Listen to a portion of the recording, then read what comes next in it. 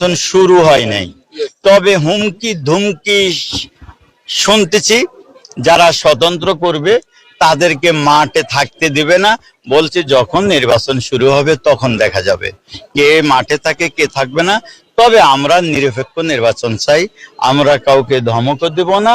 সবাই তো আমরা ভাই ভাই, সবাই তো আমরা বিএনপির লোক।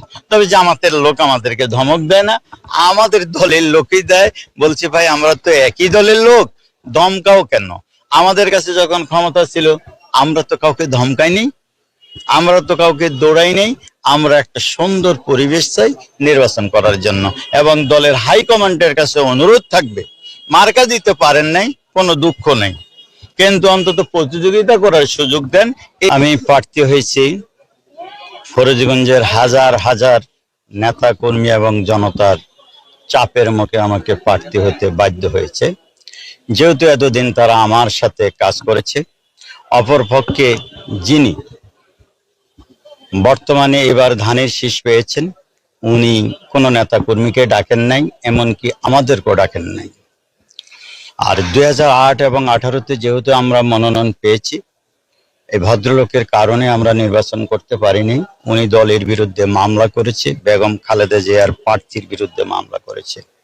18 সালে একই পর্যায়ে করেছে। সেই জন্য নেতা কর্মীরা আমাকে চাপ প্রেসার করেছে দাঁড়াবার জন্য, সেই জন্য আমি দাঁড়াতে বাধ্য হয়েছি।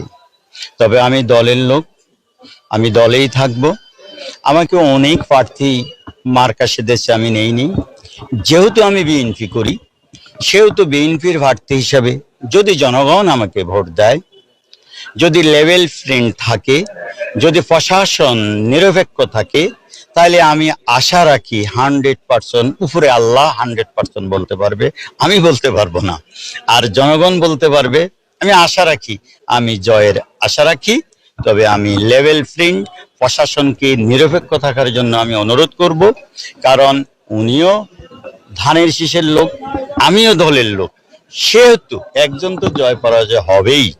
তাহলে দল যেন নিরপেক্ষ আচরণ উভয়ের প্রতি করে। যেহেতু আমি দলের লোক, এখনো দলে আছি, আমি দলের বিরুদ্ধে কোনো কিছুই বলবো না। দুইজনে ইলেকশন করব, মাঠে যদি প্ল্যান না থাকে বিপরীত পক্ষ, তাহলে কার সাথে খেলবো? তা আমাদেরকে দল যেন খেলার সুযোগ করে দেয়। একজন তো জয় পরাজয় হবেই।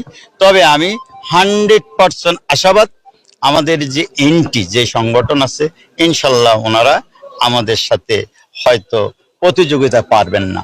আমাদের আমি চেইন অফ কমান্ড ভাঙবে কিনা, অবশ্যই চেইন অফ কমান্ডের বিচ্যুতি হবে।